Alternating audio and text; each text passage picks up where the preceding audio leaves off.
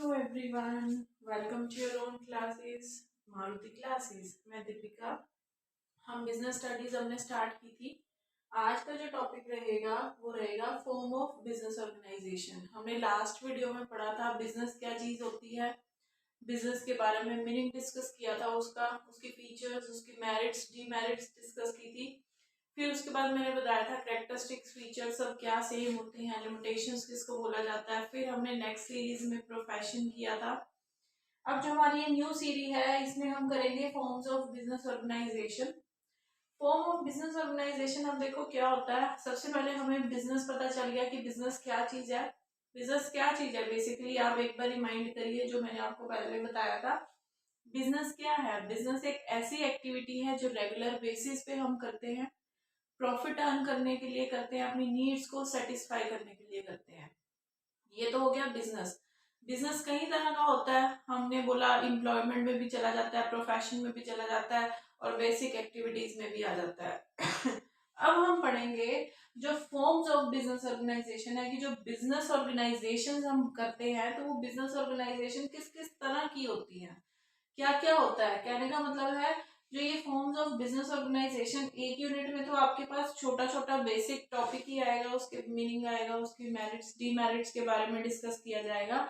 और जो बाद में आपको मिलेगा वो इन्हीं चैप्टर्स के रिगार्ड मतलब इन्हीं पॉइंट्स के रिगार्डिंग आपको एक एक पूरा चैप्टर मिलेगा। तो आज हम करने जा रहे हैं जो फॉर्म ऑफ बिजनेस ऑर्गेनाइजेशन है वो सोल प्रोप्राइटरशिप की फॉर्म में भी होता है, वो जॉइंट हिंदू फैमिली के सिस्टम भी होता है, पार्टनरशिप होता है, कोऑपरेटिव सोसाइटीज होता है, कंपनीज होता है, सो ऑन। तो अब जो हम इसमें सीरीज में स्टार्ट करेंगे वो पहले चैप्टर से ही स्टार्ट करेंगे। कहने का मतलब है कि फॉर्म ऑफ बिजनेस ऑर्गेनाइजेशन का पहला पॉइंट भी क्लियर होगा और एक पूरा चैप्टर भी इसी से ही कवर हो जाएगा। होप आपको अच्छा लगेगा। अच्छा लगे तो ज्यादा से ज्यादा लाइक शेयर सब्सक्राइब करिएगा। अब हम स्टार्ट करते हैं। देखो बेटा सबसे पहले सोल प्रोप्राइटरशिप क्या होता है। जब हम बिजनेस करते हैं ना, बिजनेस स्टार्ट करने से पहले हमारे को छोटी छोटी इनकी जो टर्म्स होती है ना उनका नेम क्लियर होना चाहिए। जब हमें सोल का मतलब पता चलेगा, प्रोप्राइटरशिप का मतलब पता चलेगा ना, या सिंगल सिंगल किसी भी चीज का मतलब पता होगा, मीनिंग पता होगा, हम उनको जोड़ के रिलेट कर लेंगे। रिलेट करने से हमारे को मीनिंग अपने आप में ही क्लियर हो जाएगा। इन केस अगर आपको नहीं पता तभी भी आपको वो क्लियर हो जाएगा। देखो कैसे। सबसे पहले तो हमें पता होना चाहिए सोल का मतलब क्या होता है, प्रोप्राइटरशिप का क्या मतलब होता है। और जैसे हमें इनके अलग अलग मीनिंग का पता चल जाएगा वैसे ही हमारा ये टॉपिक अपने आप में ही क्लियर हो जाएगा। सोल का मतलब होता है अकेला। सोल सोल का मतलब होता है अकेला। प्रोप्राइटरशिप होता है, हम ओनरशिप भी बोल सकते हैं इसको। तो इसका मीनिंग क्या रहता है कि सोल प्रोप्राइटरशिप ये वाला फॉर्म ऑफ बिजनेस ऑर्गेनाइजेशन है जो ओन्ड और मैनेज और कंट्रोल एक सिंगल इंडिविजुअल करता है, उसको हम सोल प्रोप्राइटरशिप बोलते हैं। जैसे सपोज करो मैंने कोई बिजनेस स्टार्ट करना था, मैंने ग्रोसरी की शॉप स्टार्ट की, मैंने छोटी सी ही लेवल की करी जिसको मैं खुद ही अकेले ही मैनेज कर सकती हूँ, तो वो मेरा हो गया सोल प्रोप्राइटरशिप। तो सोल प्रोप्राइटरशिप क्या हुआ कि जो मैनेज कंट्रोल और ओन्ड, ओन्ड मतलब उसका मालिकाना हक सिर्फ एक ही होता है, उसको हम सोल प्रोप्राइटरशिप बोलते हैं। तो एक बार देखो क्या होता है। हमारा सोल प्रोप्राइटरशिप एक ऐसा फॉर्म ऑफ बिजनेस ऑर्गेनाइजेशन होता है जो कंट्रोल्ड, मैनेज और ओन्ड बाय सिंगल इंडिविजुअल होता है, यानी कि सिंगल मालिक के हाथ में ही सब कुछ होता है। अब मैंने आपको बताया था जब हमें मीनिंग डिफाइन होता है तो उसके फीचर्स, उसके मेरिट्स, उसके डीमेरिट्स हम अपने आप से ही निकाल लेते हैं। मैंने बोला मैंने ग्रोसरी की शॉप करी, या सपोज करो कि मैंने गारमेंट्स की ही शॉप कोई खोल लिया है, एक छोटी लेवल की ही खोली है जिसको मैं खुद से ही मैनेज कंट्रोल ओन कर रही हूँ। तो अब ये देखो उसकी फीचर्स क्या निकल के आएंगी। मैंने बोला था अगर आपके पास फीचर्स आ जाए, आपके पास करेक्टरिस्टिक्स आ जाए, तो ये हमारे पास एक ही बात होती है। इसके हमने गुड एंड बैड पॉइंट दोनों को ही इसमें डिस्कस करना होता है। कहने का मतलब है इसके बारे में कंप्लीट इंफॉर्मेशन देनी होती है। तो देखो मैंने बोला था मीनिंग में से ही तोड़ के भी पॉइंट निकल सकते हैं, जरूरी नहीं जो बुक में दिए हुए हैं वही लर्न करने हैं। जो मीनिंग को तोड़ोगे, मीनिंग को तोड़ने के बाद ही जो आपके पॉइंट बनेंगे वो हम इसके फीचर्स के पॉइंट दे देंगे। तो अगर फीचर का हमने एक पहला पॉइंट करना है तो मैंने तो ये पॉइंट लिखे हैं, इसके अलावा भी मैं आपको बनाना बताती हूँ कि किस तरह से हम बनाएंगे। अब हमने बोला which is controlled by and own manage by single individual. तो ओनरशिप इन सिंगल हैंड भी बन सकता है इसका, ओनरशिप इन सिंगल हैंड बन सकता है कि नहीं बन सकता पॉइंट। तो इसके बारे में डिस्कस कर दोगे, इसमें डिटेल में बता दोगे तो ये आपका ये फीचर क्लियर हो जाएगा। ठीक है, अब अगला पॉइंट देखो, लायबिलिटी क्या होता है। देखो लायबिलिटी हमारे पास जब भी पॉइंट आता है ना, लायबिलिटी दो तरह की होती है, एक होता है अनलिमिटेड, एक होती है लिमिटेड। देखो लिमिटेड होती है कुछ सीमा तक, लिमिट, लिमिट हम बोलते हैं ना लिमिट मत क्रॉस करो, मतलब कहने का मतलब है तुम्हें कुछ एक डिटरमाइंड डाटा बता दिया गया, अगर तुम उसको कंट्रोल, उसके कंट्रोल में रहोगे तो लिमिटेड में रहोगे, उससे बाहर निकल जाओगे तो अनलिमिटेड में चले जाओगे, होता है ना। तो इसमें भी ये चीज होती है, एक वर्ड होता है लायबिलिटी का अनलिमिटेड और एक होता है हमारे पास लिमिटेड। अब लायबिलिटी क्या होती है, लायबिलिटी होती है कि हमने कुछ पे करना है किसी को, सपोज हमने किसी से कुछ उधार लिया है, किसी को पेमेंट करनी है, तो वो लायबिलिटी कहलाई जाती है, जिसको हम हिंदी में दायित्व का नाम भी देते हैं। तो यहाँ मैं लिख देती हूँ। तो इस केस में अब देखो लिमिटेड का मतलब, कुछ लिमिटेड और अनलिमिटेड का पॉइंट मैं आपको एक क्लियर करती हूँ कि ये क्या चीज होती है। हम ये जितने भी चैप्टर्स पढ़ेंगे ना, इसमें हमारे पास लायबिलिटी का पॉइंट जरूर आएगा, एक या तो वो अनलिमिटेड होगा या वो अनलिमिटेड होगा। तो लिमिटेड और अनलिमिटेड कहाँ से तुम्हें क्लियर होगा, टॉपिक के नाम से ही पता चल जाएगा कि जो भी हमने पेमेंट करनी है अपने क्रेडिटर्स को, उधार हमने खरीदा हुआ उनकी पेमेंट करनी है, वो कौन करेगा। अब सपोज करो मेरा गारमेंट्स का काम है, मेरी ग्रोसरी की शॉप है, कोई भी आप जो भी आपके घर का कोई भी प्रोफेशन है आप उसको भी ले सकते हो, कोई भी बिजनेस है, सॉरी प्रोफेशन नहीं बोलेंगे इसको, बिजनेस बोलेंगे, आप इसमें इंक्लूड कर सकते हो। तो देखो मैंने बोला मेरी एक ग्रोसरी की शॉप है, मेरी एक गारमेंट्स की शॉप है, तो जब हमने किसी से उधार लिया है तो उसकी लायबिलिटी लिमिटेड जाएगी कि अनलिमिटेड, क्योंकि मैंने ही सब कुछ लिया है, उसकी लायबिलिटी अनलिमिटेड जाएगी। अनलिमिटेड कैसे, कि इवन अगर मेरी शॉप में पैसे नहीं है उसको पे करने के लिए, तो मुझे अपने घर का भी कुछ ना कुछ ला के भी उसको पे करना पड़ेगा, तो मुझे करना पड़ेगा, क्योंकि मैं खुद ही अकेली ओनरशिप हूँ। तो अगर प्रॉफिट या लॉस में मेरा शेयर है तो लायबिलिटी भी मेरे को उसको जैसे मर्जी करके पे करना है, मेरे को पे करना पड़ेगा। तो यहाँ से आपको ये पॉइंट क्लियर हुआ लायबिलिटी का। हाँ, फॉर्मेशन एंड क्लोजर पॉइंट अगला है। देखो फॉर्मेशन का मतलब कुछ भी बनाना, क्लोजर का मतलब बंद, क्लोज का मतलब आपको पता है बंद करना, तो क्लोजर भी तो बंद ही होगा। फॉर्म करना मतलब कुछ भी बनाना, और फॉर्मेशन का मतलब भी कुछ भी बनाना। तो रिलेट कर सकते हो, अगर आपको फॉर्म्ड का मतलब पता है तो फॉर्मेशन भी वही चीज होगी। तो फॉर्मेशन एंड क्लोजर का क्या मतलब है कि जो सोल प्रोप्राइटर होता है ना, अकेला मालिक होता है, वही फॉर्मेशन के लिए भी रिस्पॉन्सिबल है, उसी ने बिजनेस को फॉर्म किया है। अगर क्लोजर भी होगा वो भी उसकी मर्जी से होगा, जब मर्जी वो फॉर्म कर सकता है और जब मर्जी उस चीज को वो क्लोज भी कर सकता है। तो आपका सेकंड पॉइंट भी हुआ। सोल रिस्क बियरर क्या होता है, रिस्क का क्या मतलब होता है। देखो हमने कोई भी बिजनेस स्टार्ट किया, इवन कि हमने सर्वे करके भी स्टार्ट किया कि किस बिजनेस को हमारे लिए करना ठीक रहेगा, उसके बाद भी हमारे पास एक प्रॉब्लम आ जाती है कि हो सकता है वो बिजनेस चले, हो सकता है वो बिजनेस ना चले। तो हम एक रिस्क लेके चलते हैं, एक रिस्क का फैक्टर कहीं ना कहीं हमारे माइंड में जरूर होता है। तो हम ये भी बात बोलते हैं कि जितना ज्यादा हम रिस्क लेंगे उतने ज्यादा हम प्रॉफिट कमाएंगे, जितने ज्यादा कम रिस्क होंगे उतने कम प्रॉफिट होंगे, ये भी पॉइंट एक है। ठीक है, तो अब ये है सोल रिस्क बियरर क्या होता है।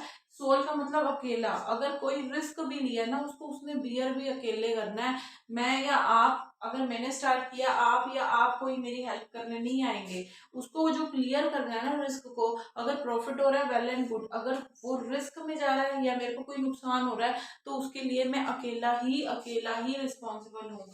अब देखो इन्होंने पॉइंट के नाम तो अलग अलग दे दिए, क्या घूम फिर के हर पॉइंट में वही बात आ रही है कि नहीं आ रही, सिर्फ पॉइंट के नेम अलग अलग हो रहे हैं, बाकी बीच का जो मेन जो तुम्हारा टॉपिक रह रहा है, बीच का मटेरियल है वो सब में ऑलमोस्ट सेम ही आ रहा है। एक बार देखो, पढ़ के देखो, सुन के देखो ध्यान से, घूम फिर कर मैं वही बात कर रही हूँ, single manage controlled by single individual, यही चीज रिपीट हो रही है बार बार।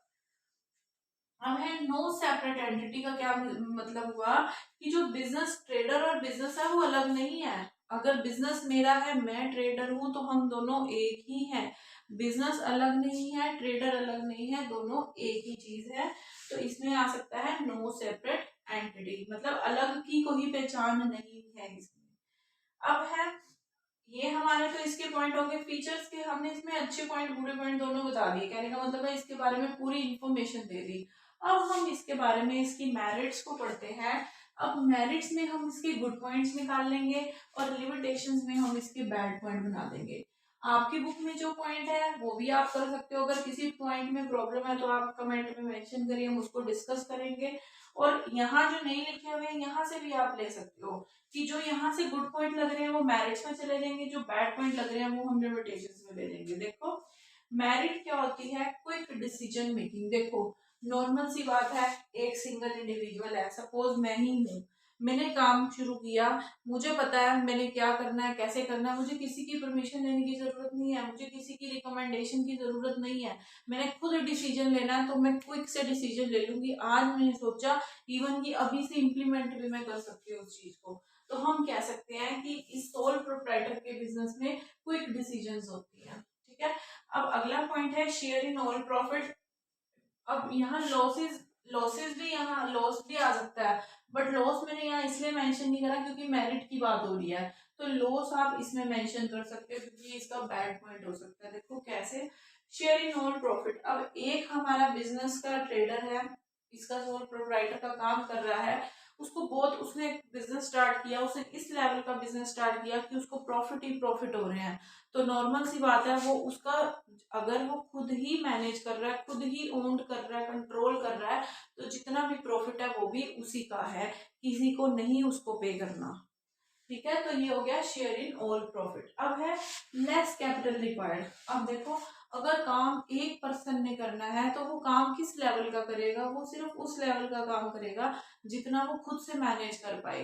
खुद से वो उतना ही मैनेज कर पाएगा जितने उसके पास कैपिटल होगी, जितना उसके पास पैसा होगा, कि कितना वो इन्वेस्ट कर रहा है। मेरे पास 10 लाख रुपए हैं तो मैं 10 से अपनी लेवल का काम करूंगी, ये नहीं कि मैं मैनेज तो खुद अकेले कर रही हूँ और मैं 50 लाख 1 करोड़ लगा के बैठी हूँ, नहीं। तो इस काम को करने के लिए भी पैसों की रिक्वायरमेंट भी क्या होती है, कम होती है। क्यों? क्योंकि अकेला बंदा तो जितना उतना ही पंगा लेगा ना जितना वो काम कर सके। तो इसलिए हम इसमें कहेंगे कि इस बिजनेस को स्टार्ट करने के लिए अगर हमारे पास लेस कैपिटल है तभी भी हम इस बिजनेस को इजिली स्टार्ट कर सकते हैं। अब हमारे पास आती हैं लिमिटेशंस। लिमिटेशंस का मतलब होता है कभी भी किसी टॉपिक की बैड पॉइंट। तो इसको हम एडवांटेजेस भी बोल सकते हैं, इसको हम एडवांटेजेस भी बोल सकते हैं, और इसको हम डिसएडवांटेजेस भी बोल सकते हैं, इसको हम डिसएडवांटेजेस भी बोल सकते हैं। अब देखो इसका पॉइंट है लिमिटेड रिसोर्सेज। लिमिटेड रिसोर्सेज का क्या मतलब होता है कि रिसोर्सेज हमारे पास कम है, रिसोर्स में हमारे पास मनी भी आ सकती है। अब मैं अकेली हूँ, काम करने के लिए मैंने सोचा है, बट मेरे जो काम है उसको करने के लिए मेरे को पैसा ज्यादा चाहिए बट मेरे पास अवेलेबल कम है।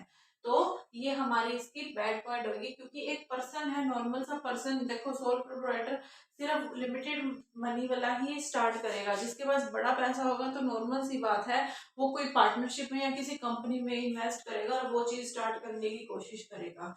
तो इसमें हम ये बोल सकते हैं कि इसके पास जो रिसोर्सेज होते हैं, मनी हो गया, कुछ भी मटेरियल हो गया या कुछ भी है, वो लिमिटेड होते हैं। तो वो इस वाले बिजनेस की सोल प्रोप्राइटर की बैड पॉइंट हो गया। अब है limited life of business. Limited life of business कैसे क्या कहती है, लिमिटेड लाइफ ऑफ बिजनेस का मतलब है लिमिट से पता चला कि कोई लिमिट है कि तब तक ही बिजनेस एग्जिस्ट करेगा, अदरवाइज बिजनेस एग्जिस्ट नहीं करेगा। तो नॉर्मल सी बात है, सपोज करो एक फादर ने बिजनेस स्टार्ट किया है तो फादर ही तो लेके चलेगा ना। हो सकता है उसका जो आगे का चाइल्ड है नहीं करना चाहता, वो कोई और बिजनेस में इन्वॉल्व है, नहीं उसको सपोर्ट कर रहा या उसकी जगह नहीं लेना चाहता, और वो एक पर्सन एक काम को कब तक मैनेज करेगा, कब तक मैनेज करेगा। लाइफ में अप्स एंड डाउन्स तो देखो आते रहते हैं, कुछ नहीं पता लाइफ कब तक है कब तक नहीं है। तो इस बिजनेस की जो लाइफ है वो भी क्या होती है, लिमिटेड होती है, कुछ पॉइंट तक ही सीमित होती है। फिर हमारे पास हो गया अनलिमिटेड लायबिलिटी। देखो अनलिमिटेड लायबिलिटी ये बहुत बड़ा इसका बैड पॉइंट हुआ। कैसे, अभी मैंने बताया था अनलिमिटेड का मतलब कि अगर किसी को पेमेंट करनी है, उधार करनी है, अगर प्रॉफिट नहीं हो रहे या लॉसेस में जा रहा है तो उसको एक्सक्यूज मी अपने अपने घर तक की पर्सनल प्रॉपर्टी को भी नीलाम करना पड़ेगा, उसको पे करना पड़ेगा, जैसे मर्जी वो करे। तो ये इसका एक बहुत बड़ा सबसे बिगेस्ट हम कह सकते हैं इसका बैड पॉइंट है। फिर हम करते हैं लिमिटेड मैनेजरियल एबिलिटी। देखो, अगर आपके पास बहुत नॉलेज है, बट जो बिजनेस स्टार्ट कर रहा है उसके पास ही नॉलेज नहीं है इतनी, उसके पास एबिलिटी नहीं है, तो नॉर्मल सी बात है वो अपनी लेवल का करेगा। हो सकता है उसकी लेवल ऑफ थिंकिंग या चॉइस बहुत लिमिटेड सी है, बेकार है एकदम, तो नॉर्मल सी बात है वो लॉसेस में ही जाएगा। तो ये भी इसका एक बैड पॉइंट हो गया। इसका एक बैड पॉइंट आप ये भी कर सकते हो, share in losses. Share in all losses. All losses का मतलब तुम क्या कह सकते हो कि जितने भी अगर लॉसेस होते हैं ना, तो वो सारों का हिस्सेदार वही है, उसी को ही पे करना पड़ेगा, उसी को ही उसका भुगतान करना पड़ेगा। तो आप देख सकते हो मेरी इस छोटी सी वीडियो से आपका एक पूरा का पूरा चैप्टर डिफाइन हो चुका है। आपको रट्टाफिकेशन की तो बिल्कुल जरूरत नहीं है, मीनिंग में से निकालो, आप अपनी सोच से करो। और हमेशा जब भी ये चीज करो ना, तो अपने घर का कोई बिजनेस या प्रोफेशन, कुछ भी टॉपिक आप कर रहे हो उसको रखो। जब आप उसको प्रोफेशन को रखोगे ना, उसके हिसाब से उस बिजनेस को रखोगे, उसके हिसाब से जब आप कुछ सोचोगे, तो आपके माइंड में वो पॉइंट्स अपने आप आते रहेंगे। किसी में कोई चीज ज्यादा हो जाएगी, किसी में कम हो जाएगी, तो वो आपको अपने आप एक दो बार आप मेरा देखोगे तो आपको सारे चैप्टर्स की ये मेरिट डिमेरिट तो करने की जरूरत ही नहीं पड़ेगी, यहीं से सब क्लियर हो जाएगा। होप आप सबको अच्छा लगा हो। अगर अच्छा लगा तो वीडियो को ज्यादा से ज्यादा शेयर करें, सब्सक्राइब करें। Thank you.